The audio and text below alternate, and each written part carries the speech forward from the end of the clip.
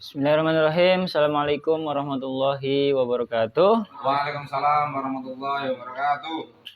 Alhamdulillahilladzi an'ama alaina bi ni'matil iman wal islam. Allahumma shalli wa sallim ala sayyidina Muhammad khairul anam.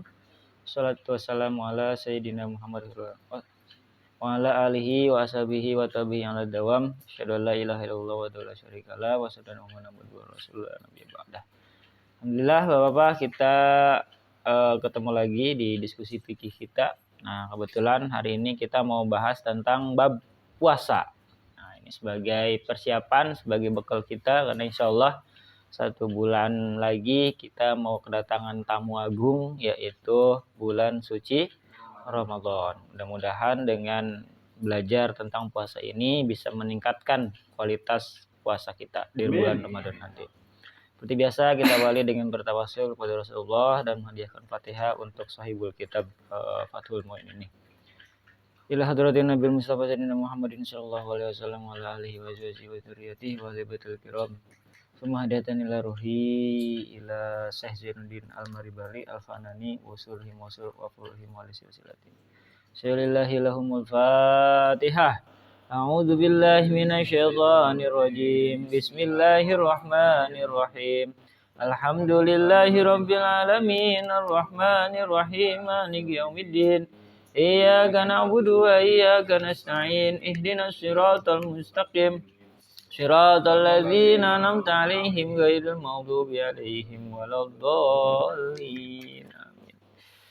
Ini bab ini dulu pernah kita bahas ya. Tahun atau 2 tahun yang lalu tuh. Buat bekal puasa.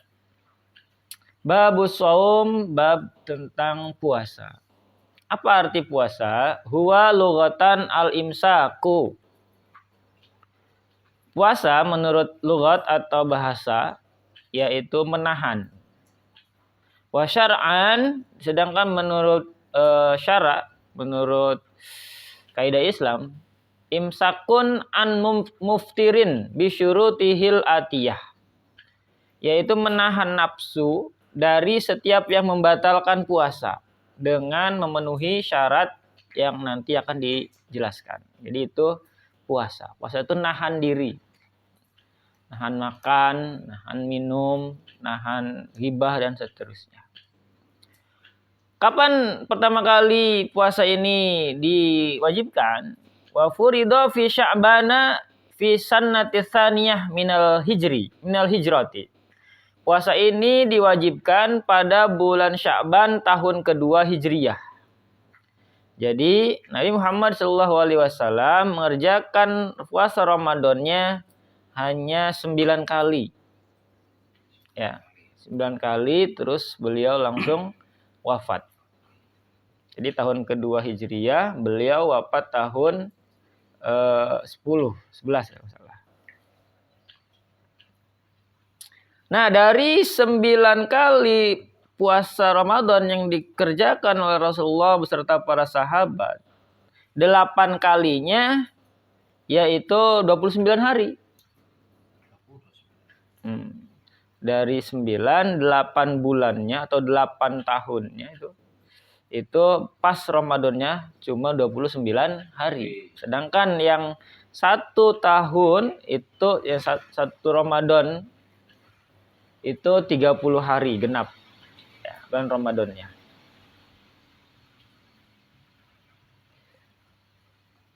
Wa huwa fi khasa'isina wa minal ma'lumi minad dini bid-darurah.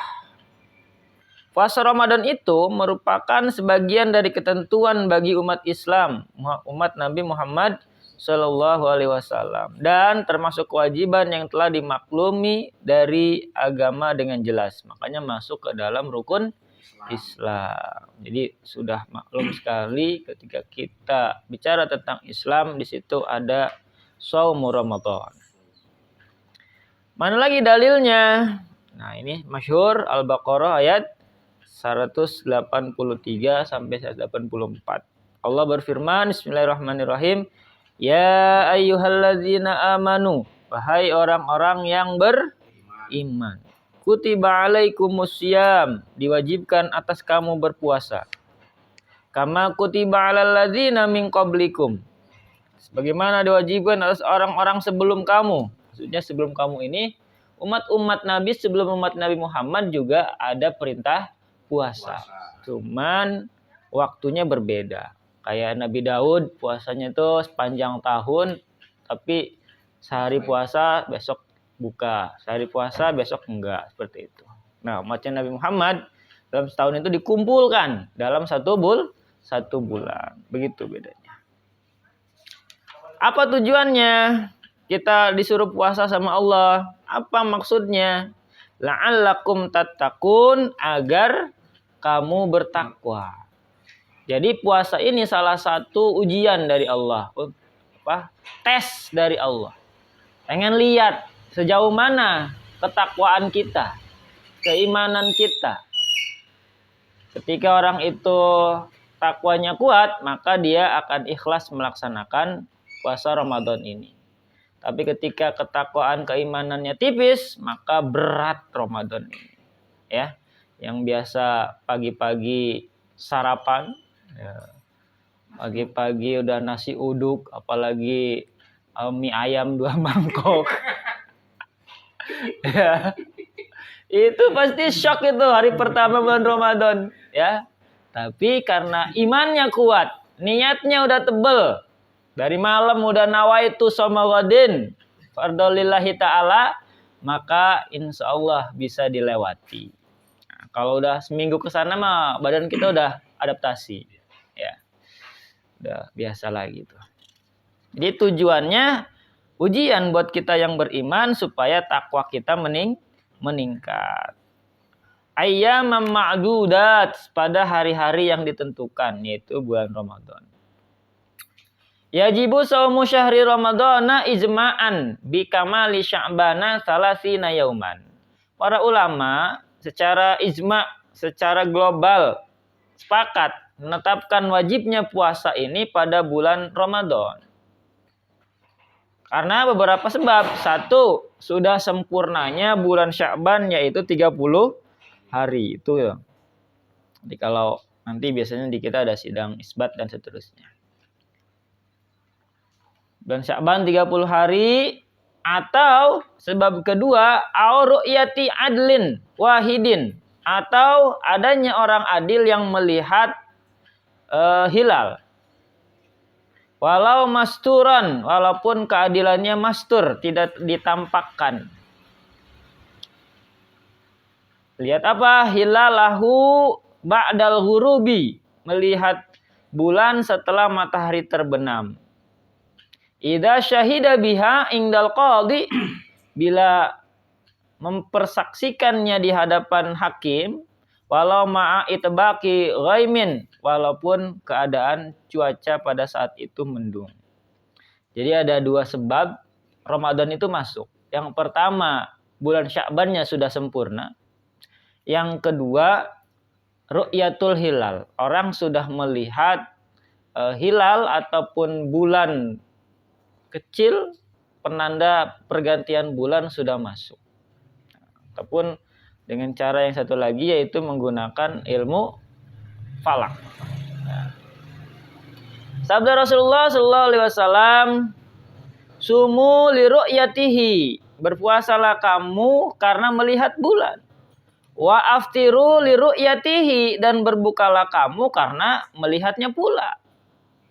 Maksudnya melihat buka di sini maksudnya nanti, maksudnya bulan Syawal masuknya lagi karena melihat bulan lagi. Bukan berarti kita mau buka puasa liatin bulan dulu, ya. Mana bulannya, nggak nongol-nongol, nggak buka-buka nanti. Nah, awas nih, jangan salah pemahaman. Maksudnya ketika awal bulan pada bulan Qamariyah, ya, bulan-bulan Hijriyah, itu patokannya awal bulannya adalah ada munculnya bulan baru. Jadi bulan itu kan ada siklusnya juga. Fa in humma alaikum fa akmilu iddata sya'bana salasina yauman. Kalau keadaan cuacanya mendung, dilihat nggak kelihatan, maka daripada ragu, udah sempurnakan saja bulan Sya'bannya jadi 30 hari. Apalagi zaman Nabi kan belum ada alat, ya. Belum ada teropong yang bisa melihat yang bisa membantu mata kita untuk melihat bulan. Kalau cuacanya pas Ramadannya mungkin mendung, wah itu bisa udah purnain aja. Dan sabda Nabi di hadis yang lain, beliau bersabda, sumu tasihhu. Berpuasalah kamu, tentu kamu akan sehat. Jadi ketika kita puasa, sebenarnya salah satu hikmahnya adalah untuk menyehatkan badan kita sendiri. Ibarat mobil 11 bulan digas terus, dipakai jalan sana sini gitu kan. Pakai nge-grab, pakai usaha, atau pakai jalan-jalan. Nggak pernah dibawa ke bengkel. Wah, bisa turun mesin itu ya. Nah, jadi bulan Ramadan itu adalah bengkel buat badan kita, terutama organ pencernaan kita ya, supaya bisa fit lagi, supaya bisa pulih lagi. Karena pada waktu hari-hari pagi itu dia biasanya sibuk memproses makanan, itu istirahat dia. Ya, usus kita, lambung kita sampai ke pencernaan kita semuanya, organ sistem pencernaan kita itu semuanya di upgrade, direstorasi, dipulihkan kembali. Luar biasa ya. Makanya nggak ada ceritanya orang yang meninggal gara-gara puasa. Belum pernah dengar saya. Tapi orang-orang yang sembuh penyakitnya gara-gara puasa itu banyak. Hakikat puasa ialah menahan nafsu dari setiap perbuatan dan ucapan yang dilarang oleh Allah Subhanahu wa taala, baik yang diharamkan maupun yang dimakruhkan. Sabda Nabi dalam hadis yang lain, ada'u fil ma'iyah wal himayatu dawa'uhu. Penyakit itu bersumber dari pencernaan. Adapun menjaga pencernaan adalah obatnya. Tuh. Jadi penyakit kita ini muaranya di pencernaan kita. Dari apa yang kita konsumsi setiap hari. Ya, mungkin kita kan nggak tahu bahan makanan, proses membuat makanannya apakah sehat atau tidak. Ya, makanya lewat puasa ini pencernaan kita diistirahatkan. Insyaallah ya, banyak hikmah dari puasa. Kemudian di hadis yang lain Rasul pun bersabda, Ra'sul khati'ati fil mat'umati. Sumber kejelekan dari soal makanan. Baik kejelekan karena penyakit atau perebutan kekayaan dengan perkelahian atau peperangan. Banyak negeri-negeri, bangsa-bangsa yang ribut, perang gara-gara rebutan makanan. Kita dijajah gara-gara apa? Rebutan makanan ini. Ya, rempah-rempah segala macam, rebutan hasil bumi. Ya. Nah, itu bisa diantisipasi, bisa diminimalisir dengan kita puasa. Kemudian Sayyidina Ali bin Abi Thalib sallallahu alaihi wasallam atau karamallahu wajhah berkata juga nih, menambah motivasi kita untuk berpuasa. Kata beliau, salasun yazidna fil hifzi. Ada 3 perkara yang dapat menambah kecerdasan otak kita. Ya, wa yudhibnal bulgham, dan menghilangkan dahak kita. Ini dahaknya kan terus berproduksi nih. Kadang-kadang ganggu kan. Lagi sholat subuh tuh tiba-tiba keluar dahak yang mengganggu kita, lagi baca Quran segala macam. Apa itu? Yang pertama as-siwaku. Ya, ini bersiwak atau sikat gigi. Yang kedua wasaumu. Berpuasa. Itu bisa meningkatkan kecerdasan otak dan menghilangkan dahak. Dan yang terakhir wa qiraatul Quran, dan rutin tadarus membaca Al-Quran. Itu ada di kitab Nasaihul Ibad. Nah, jadi boleh nih kita nanti share, bagikan kepada anak-anak kita ketika kecerdasannya ingin maksimal ya, maka biasakan yang 3 ini. Pertama, jangan lupa bersiwak. atau sikat gigi kalau bahasa modern sekarang. Kemudian puasa sunnah, apalagi yang Ramadan yang wajib. Dan yang terakhir adalah qiraatul Quran, membaca Al-Quran secara dawam, secara rutin. Setiap hari, Pak. Ya, selama nggak halangan. Nah, makanya beberapa orang atau di beberapa kalangan pesantren kan ada tuh yang mendawamkan one day one juz misalkan. Ya, tujuannya juga itu untuk menjaga hafalan, untuk menjaga daya nalar, daya hafal yang kuat. Bilafdi asyhadu anni ra'aitul hilal. Nah, jadi ketika ada orang yang dipercaya untuk melihat hilal, ya, bukan hilal sini, beda lagi. Maka dia harus diambil sumpahnya tuh, diambil kesaksiannya. Gimana lafadznya? Asyhadu anni ra'yatul hilal itu. Saya bersaksi bahwa saya telah melihat bulan. Au annahu halla wala yakfi. Atau sesungguhnya bulan Ramadan telah tampak. Qauluhu asyhadu anna ghadan. Tidak cukup dengan ucapan asyhadu anna ghadan wala yakfi. Saya bersaksi bahwa esok bulan Ramadan. Wah, itu belum cukup tuh. Ya. Wala yuqbalu an syahadatihi, tidak diterima kesaksian seseorang kecuali harus disaksikan lagi oleh dua saksi yang adil. Jadi bersaksi melihat hilal, kemudian dia didampingi oleh dua orang yang adil juga melihat kesaksian tersebut. Kemudian si hakim, kalau di kita mungkin Kementerian Agama ya, atau MUI, ala syahadatin illa syahadatu adlaini bitsubuti ru'yatil hilal. Jadi ketika ada orang yang bersaksi melihat hilal, dia harus didampingi oleh dua saksi lain. Hilali Ramadana indal qadi bi syahadati adlin baina yadaihi kama marron. Qadi atau hakim boleh menetapkan adanya ru'yatul hilal Ramadan berdasarkan kesaksian seorang saksi tersebut di depannya.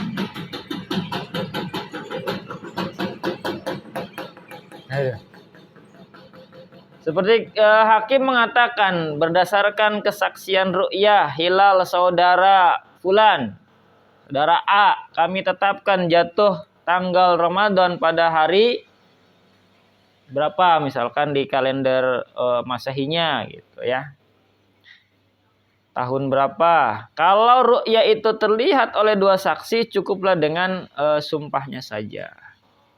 Jadi kalau yang lihat hilalnya ada lebih dari satu orang, maka cukup bersumpah saja orang tersebut. Tapi kalau yang lihat cuma satu, harus ada yang nyaksiin dua lagi. Wa ma'a qaulihi sabata indi yajibu shaumu ala jami' ahlil baladil mar'i fihi. Dengan pengumuman qadi kami tetapkan pengumuman yang tadi, penetapan 1 Ramadan, maka tibalah kewajiban berpuasa bagi seluruh penduduk negeri yang tampak bulan di daerahnya tersebut. Alhamdulillah nih, berarti praktek-praktek ini di negara kita sudah diterapkan gitu ya. Banyak tuh. Biasanya di beberapa titik. Tapi unik juga ya. Indonesia kan punya 3 zona waktu. Nah, ketika masuk bulan Ramadan itu pastinya agak berlainan tuh antara Indonesia Barat, Timur sama Tengah. Yang unik tuh di mana? Cina apa Rusia yang zona waktunya cuma 1? Cina. Padahal wilayahnya gede banget. 5 zona. 5 zona jadian 1. Di sini jam 1 udah terang, di ujung sana jam 1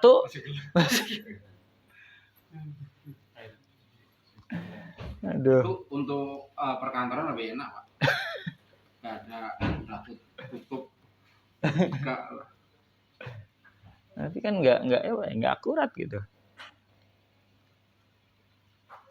Nah, ini masih membahas tentang awal-awal Ramadan masuknya seperti apa. Belum masuk ke rukunnya, syaratnya, dan seterusnya. Di sini dulu ada pertanyaan, monggo.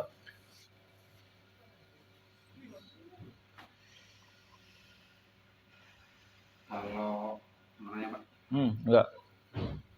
Kan kalau di Muhammadiyah kan pakai ilmu falak tuh. itu kan kalau dilihat dari bulannya itu, kalau di hilal kan 3 derajat baru kelihatan. Kalau pakai ilmu falak kan 0,1 udah masuk di tanggal Ya. di bulan berikutnya Pak. Nah itu bagaimana tuh? Apakah harus kalau dilihat mata telanjang itu kan 3 derajat.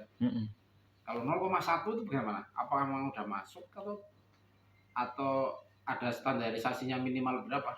Nah, tadi itu berarti beda ilmunya. Kalau yang ru'yah ya harus minimal 3 derajat itu supaya kelihatan sama mata. Tapi kalau hilal kan kalau falak kan nggak pakai ru'yah lagi. Maksudnya dia cuman ngitung berdasarkan tanggal yang sudah ada, dihitung sekian penambahan dalam 1 bulan berapa hari, maka ketemu tanggal itu 1 Ramadan gitu. Jadi memang beda metode. Nah, ketika beda metode itu sebenarnya bisa dikombinasikan sebagai sebagai penguat gitu. Jadi falak melengkapi ru'yah atau ru'yah melengkapi falak, atau bisa berdiri masing-masing, nggak jadi masalah. Sesuai dengan keyakinan masing-masing saja gitu. Berarti bisa ikut mana aja tergantung. Iya, tergantung kitanya. Ya, tapi jangan curang. Ntar awal ikut yang lelet, giliran Lebaran ikut yang cepet. Wah, itu yang jadi masalah tuh. Itu yang jadi masalah. Jadi kalau kita dari awal sudah pegang sama pendapatnya si A, maka kita sampai akhir juga manut. Tapi kalau kita pakai pendapatnya si B, maka Lebarannya juga pakai pendapat si B. Gitu. Jangan diakal-akalin. Dengan ngakal-ngakalin syariat namanya. Boleh dipilih saja. Toh semuanya sudah ada dasar hukumnya, dasar ilmunya. Gitu. Gak usah diributin lagi. Sering kejadian kan? Lebarannya beda gitu kan? Di kampung ini udah selamatan gitu kan? Tiba-tiba nggak jadi. Taraweh lagi. 2 tahun lalu tuh nggak bareng. Taraweh lagi. Dan ada yang udah duluan seminggu. Dia alhamdulillahnya beberapa tahun belakangan itu nggak jadi gesekan gitu kan.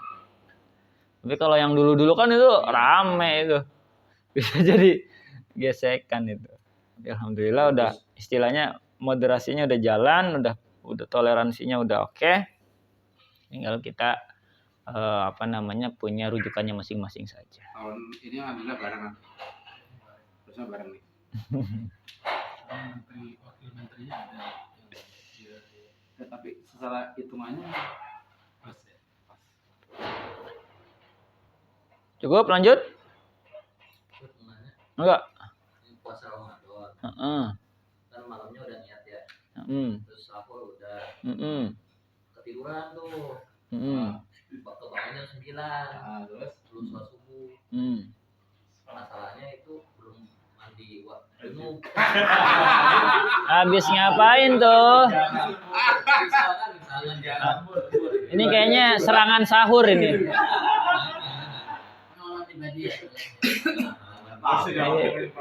Serangan sahur kayaknya ini. Pertanyaannya? Gimana tuh, lanjut apa gimana gitu ya?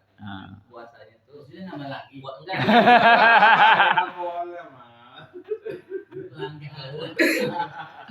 Ya, paham. Jadi ketika kita punya hadas besar gitu kan, terus belum sempat mandi wajib, tapi udah masuk waktu puasa gitu kan, malamnya udah niat puasa gitu kan, tapi ketiduran, subuh juga bablas gitu, bangun-bangun jam 9, itu bagaimana puasanya? Puasanya tetap sah. Karena syarat sah puasa itu tidak menyertakan suci dari hadas besar. Jadi boleh kita tetap puasa, tapi sebelum sholat subuh ya mandi wajib dulu. Cuman mandi wajibnya agak hati-hati karena khawatir ada air yang masuk ke rongga-rongga lubang di badan kita gitu.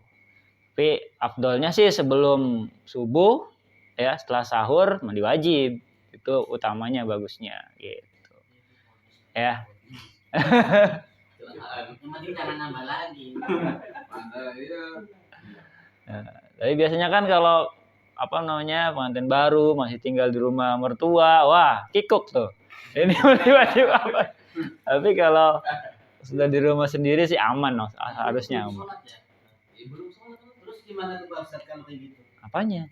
Sholat kan jam 9 nih. Ya udah, mandi wajib, sholatnya subuhnya dikodoin. Iya. Kan Aman ya? puasa lanjut aman. Berarti nggak sengaja ya? Iya. Yang batal itu lagi puasa nih, siang-siang.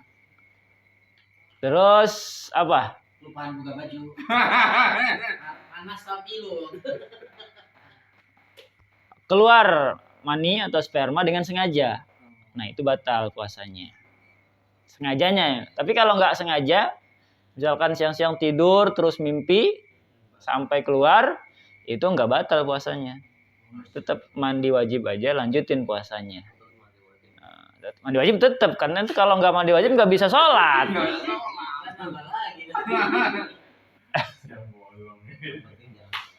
Nah, itu. Termasuk nggak sengaja di situ, jangan sebelum tidur dipancing-pancing. Itu sengaja itu. Itu sengaja. Nah, makanya ini syariatnya udah direvisi nih. Dulu zaman Nabi tuh 1 bulan full kita nggak boleh nyentuh istri kita. Nggak boleh hubungan suami istri 1 bulan Ramadan full. Tapi karena ada kejadian, ya sahabat Nabi nanya ke Rasul, ya Rasul, waduh semalam saya nggak kuat. Bulan Ramadan akhirnya ya saya melakukan juga. Nah, keluarlah hukum baru bahwa siang puasa, malamnya boleh, gitu. Selama nggak datang bulan istrinya. Ya, jadi boleh direvisi tuh ininya. Jadi Islam tuh manusiawi, insya Allah.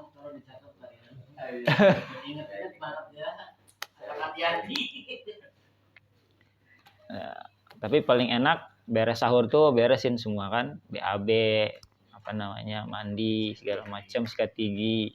Jadi begitu fajar, begitu subuh itu udah bersih semua, udah enak.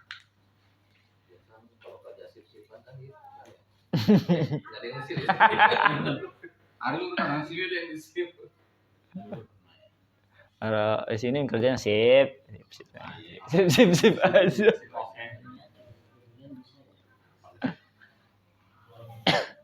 Nanti ada untuk masalah niat borongan 1 bulan di depan ada. Ada lagi? Cukup buat malam ini ya? Iya. Masih ada Pak? Pak, sebentar Pak. Balik. Jangan dipikirin, jangan dibayangin. Ya mau. Kayaknya masih terngiang-ngiang pertanyaan Mas Rian ya. Tanyakan mah jangan dibayangin. Kok bisa? Pas ditanya, oh ternyata boleh. Ya, kalau gitu mah saya.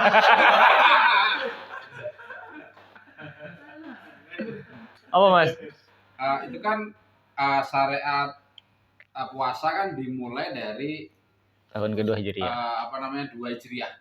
Jadi sebelum itu bulan Ramadan nggak ada puasa Pak? Nggak ada puasa. Cuman Nabi puasanya itu biasanya di Ayyamul Bid. Jadi hari-hari pertengahan bulan, 3 hari itu mutih kalau kata orang sekarang. Jadi mutih itu bukan makan yang serba putih. Maksudnya puasa di hari-hari bulan purnama itu mutih. Puasanya ada, cuman belum diwajibkan. Baru diwajibkan pada saat tahun kedua Hijriah itu. Berarti sebelum tahun 2 Hijriah, rukun Islam belum ada puasanya Pak? Nah, itu kurang tahu tuh. Bisa jadi. Dan maksudnya belum disyariatkan juga mungkin ketetapan rukun Islam, rukun iman itu. Kalimat rukun Islam, rukun iman itu kan ada ya dari kajiannya para ulama gitu kan. Dari kajian ulama, dari hadis-hadis Nabi dan seterusnya itu. Gitu.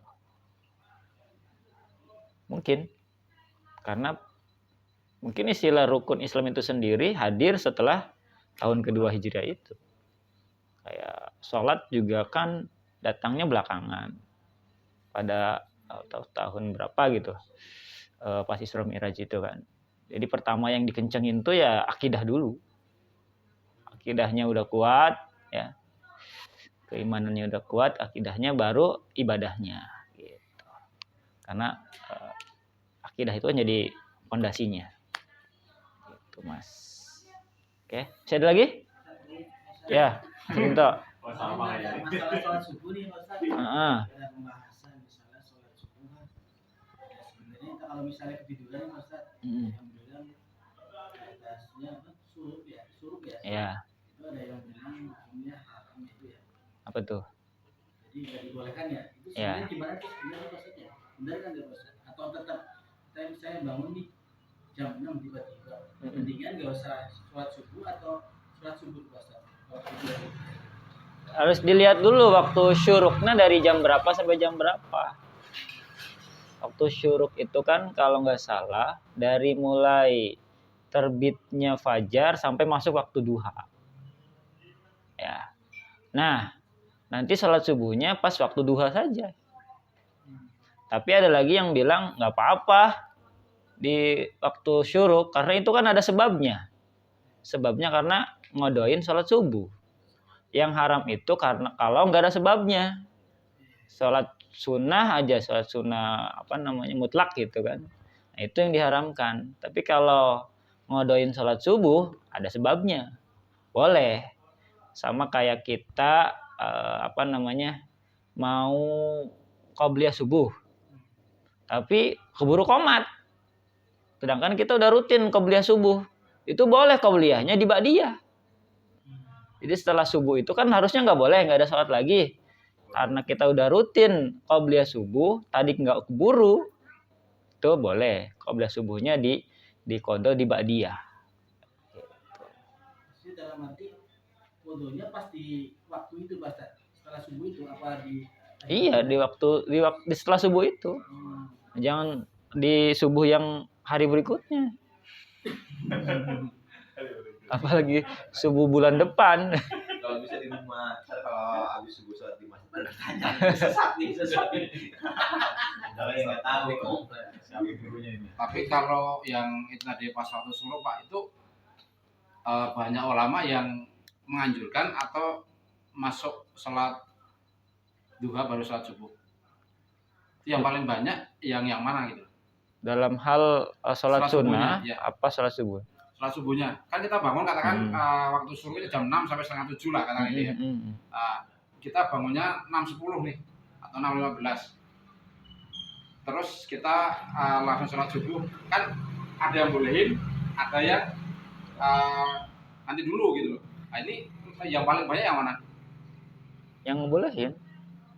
Yang nggak bolehin? Yang ngebolehin. Yang bolehin yang karena itu ada sebabnya.